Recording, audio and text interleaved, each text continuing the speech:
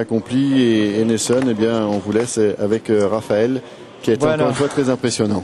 Raphaël, la gioia totale, hein, pienso. Hein. C'est la joie totale aujourd'hui. C'est un tennis parfait aujourd'hui. Je suis extrêmement content de cette victoire. J'ai très bien démarré le match et ensuite j'ai continué à bien jouer. La seule chose que l'on pourrait dire, c'est à 5-2, 30-0. Mais ensuite, pour le reste, je suis content de mon coup droit. J'ai bien frappé la balle.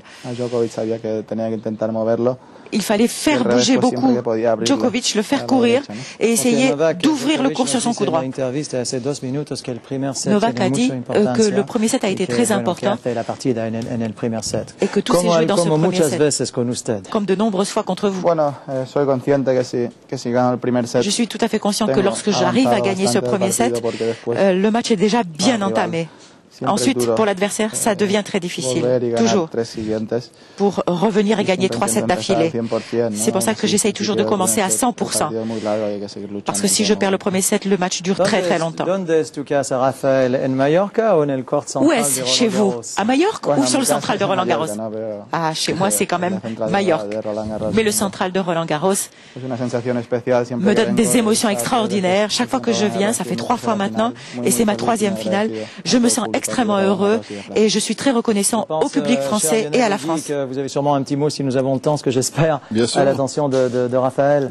Bien sûr, bonjour Nelson. D'abord, bien sûr, une nouvelle fois un grand bravo à Raphaël qui nous a fait plaisir et à tous les gens qui étaient ici sur ce court central.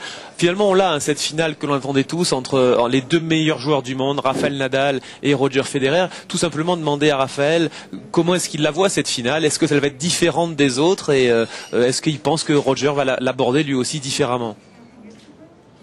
Tout d'abord, je dois dire que je suis très heureux d'être dans cette finale. Ensuite, je pense que ça sera un beau match. Un match entre le numéro 1 et le numéro 2 est toujours un match très spécial.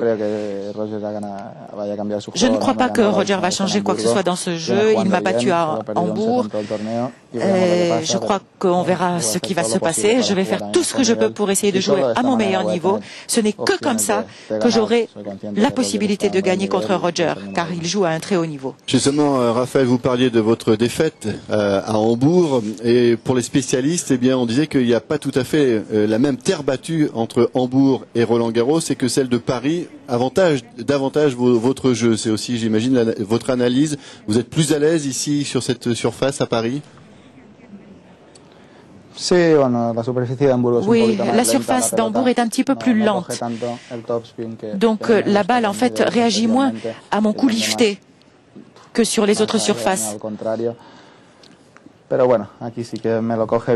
Mais ici, enfin, on ne peut rien dire à l'avance parce que je vais jouer contre un des meilleurs joueurs du monde et c'est le meilleur joueur du monde de l'histoire du tennis et on verra ce qui va se passer. Et l'année dernière, vous aviez servi en finale à chaque fois sur le revers de votre adversaire. Alors, vous n'allez peut-être pas nous le dire à la télévision, mais c'était quand même étonnant. Est-ce que vous allez un petit peu changer ou pas cette fois-ci pour le jouer dimanche? Je ne sais pas. Je suis surtout très heureux d'être dans cette finale.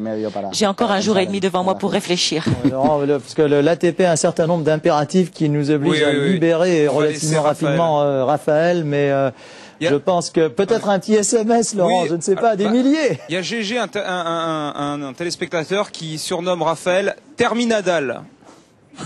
Je sais pas si c'est... Après Terminator... Comme la pellicula, claro. Hein. Voilà. Pas vraiment. Hein.